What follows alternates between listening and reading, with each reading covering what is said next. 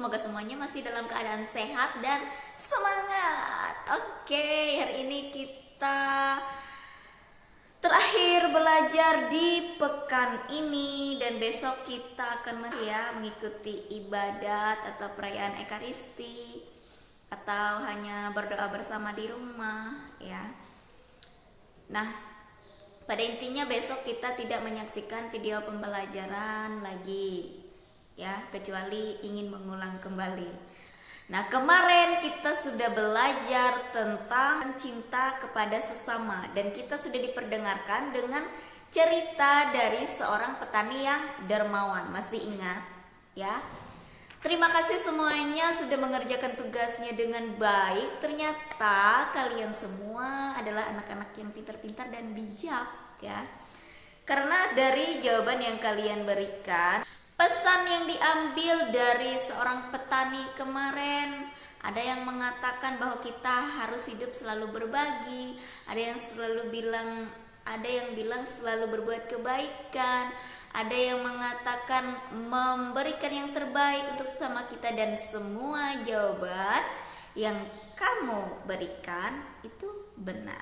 Kemarin kita sudah belajar dari sisi pengalaman hidup seseorang. Nah, hari ini kita belajar dari sisi isi kitab suci. Sebelum belajar, kita siapkan hati kita untuk berdoa dulu. Oke, karena kita memasuki bulan Rosario, maka doa pembuka dan penutup kita isi dengan doa Salam Maria. Nah, kita siapkan hati kita untuk berdoa. Dalam nama Bapa dan Putra dan Roh Kudus, amin. Salam Maria, penuh rahmat, Tuhan sertamu. Terpujilah engkau di antara wanita, dan terpujilah buah tubuhmu, Yesus. Santa Maria, Bunda Allah, doakanlah kami yang berdosa ini, sekarang dan waktu kami mati. Amin. Dalam nama Bapa dan Putra dan Roh Kudus, amin. Oke, silahkan sediakan kitab sucinya dan buka kitab sucimu. Buka Injil Lukas bab 10 ayat 25 sampai 37. Buka Injil Lukas bab 10 ayat 25 sampai 37. Sudah? Kalau belum, videonya di-pause dulu ya. Oke, kalau sudah, kita baca bersama-sama ya. Semoga Tuhan selalu beserta kita, sekarang dan selama-lamanya. Inilah Injil Tuhan kita Yesus Kristus menurut Santo Lukas. Dimuliakanlah Tuhan.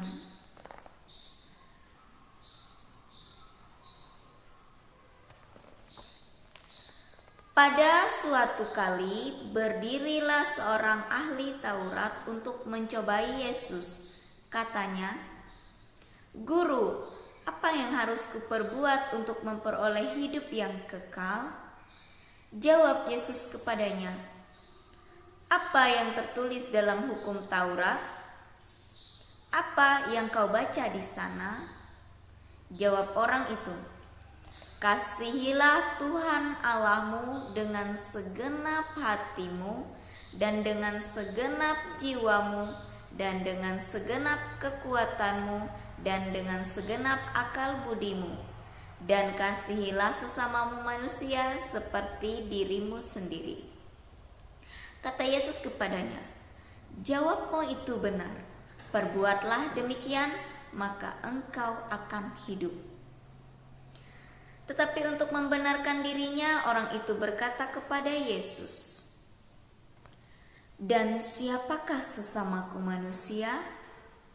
Jawab Yesus, "Adalah seorang yang turun dari Yerusalem ke Yeriko. Ia jatuh di tangan penyamun-penyamun yang bukan saja merampoknya habis-habisan, tetapi yang juga memukulnya, dan yang sesudah itu pergi meninggalkannya setengah mati. Kebetulan ada seorang imam turun melalui jalan itu. Ia melihat orang itu, tetapi ia melewatinya dari seberang jalan. Demikian juga seorang Lewi datang ke tempat itu. Ketika ia melihat itu, ia melewatinya dari seberang jalan.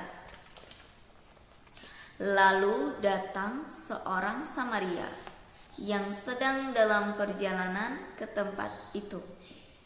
Dan ketika ia melihat orang itu, tergeraklah hatinya oleh belas kasihan.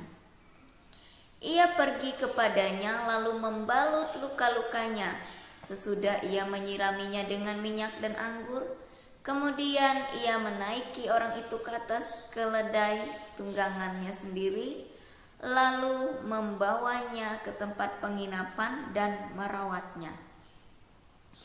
Keesokan harinya ia menyerahkan 2 dinar kepada pemilik penginapan itu. Katanya, "Rawatlah dia, dan jika kau belanjakan lebih dari ini, aku akan menggantinya waktu aku kembali."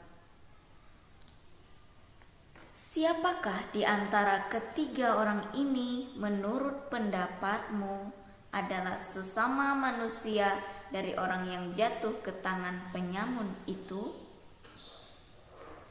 Jawab orang itu, "Orang yang telah menunjukkan belas kasihan kepadanya." Kata Yesus kepadanya, "Pergilah dan perbuatlah demikian." Demikianlah Injil Tuhan. Terpujilah Kristus. Oke, kita sudah mendengar dan membaca bersama bagaimana isi kitab suci tadi, di mana dalam isi kitab suci yang sudah kita dengarkan bahwa ada suatu contoh yang diberikan oleh Tuhan Yesus, bahwa ada seseorang dalam perjalanan lalu ia dirampok habis-habisan dan tidak hanya diambil hartanya tetapi juga dihajar sehingga ia tidak kuat untuk bangun lagi. Sudah bonyok tuh mukanya ya.